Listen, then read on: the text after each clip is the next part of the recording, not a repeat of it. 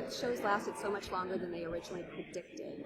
Do you think that these last few seasons have taken it a totally different direction than you ever would have anticipated? Yeah, always. I think, I think there's been a return to what works in the show. The last couple of years we returned to what, Angels and Demons and the brothers' story in a way that's reminiscent of the early days of the show, I think. And I think it's had a really good impact, wonderful impact on the show. I mean, once you get to the end of a 5-year arc with Kripke's concept, it's very, very difficult to steer that around. I think Sarah did an amazing job to actually just keep the show going, to try to get it to be a continuum of something that had a very finite ending, really.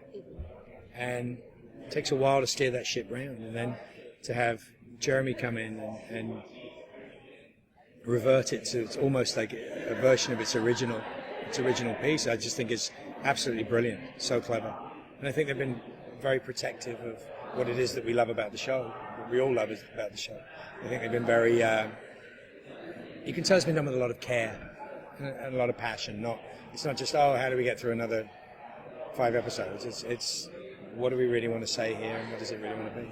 And that's why it's so much fun to do, and that's why it's fun to find out what happens, as opposed to either guess or play with it in that way. But it is what it is. It's wonderful. You're still watching it? Absolutely. Well, no matter what I say. There's a lot of other shows that are coming out soon that have a very similar supernatural kind of component. I'm just curious, what role has supernatural played in this sort of ripple effect in the genre? I have no idea. Genuinely no idea. I don't know that. I mean, what do you think is the role that it's played in the genre? Well, I think from a business perspective, like looking at the show and seeing the longevity and seeing that the fans are sticking around, certainly, I mean... The fans are amazing on the show. Fans are absolutely extraordinary on the show. As they were for Firefly, as they were for Battlestar, right. and Breaking Bad, and The L Word, and anything that was of quality television, Sopranos, it's different types of genres and different types of expression of fandom, but I mean, ours are a very vocal, very collective unit, which is kind of fantastic. But still, the better the TV is, the more fans there are, and the better the fans are. But there's a lot of fans showing up for Supernatural, so and I think maybe an maybe answer to your question was, why did they do the original Battlestar Galactica?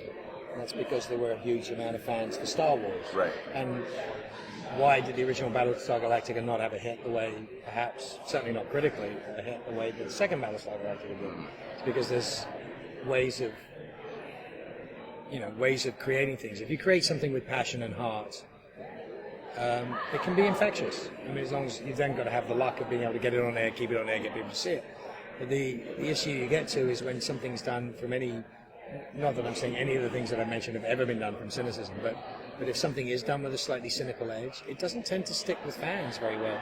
And I think the marketing and the business sides of television are very aware that you can't con people into watching something.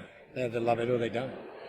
And I think our position, I think the best props you can give Jeremy and Bob and Adam and everybody else and all the great writers on the show is that they care enough about the show to protect the show, to and still they'll try we wouldn't have the French Mistake without giving it a go. It's something strange. I mean, there are standalones we've done that are fantastic. There's some that are not as good, but our audience has always been very forgiving as long as the story propels forward, as long as we're putting as much passion and heart into it as possible. But I'll tell you, I work with 3 other principals and hundreds of other people who on a daily basis go to try to make the absolute very best television that they can make. It's not a cynical or a tongue-in-cheek. As much fun as we have, it's not a tongue-in-cheek exercise. It's an exercise in love and kindness and consideration for fans and for each other. I mean, it's an incredibly supportive group. There's no nicer place to go to work. There's no nicer place to go to work. And I've worked on some amazing sets in my time. It's special. I know Warner's knows it's special. I know the CW knows it's special. I know the fans know it's special. I know Comic-Con knows it's special. I know it's special. And there's You can't manufacture it. It is. But it's a ride, you know? It's a ride. It's all a ride. And you come with us on the ride. We haven't let you down so far, right? True? That's the way to look at it, you know?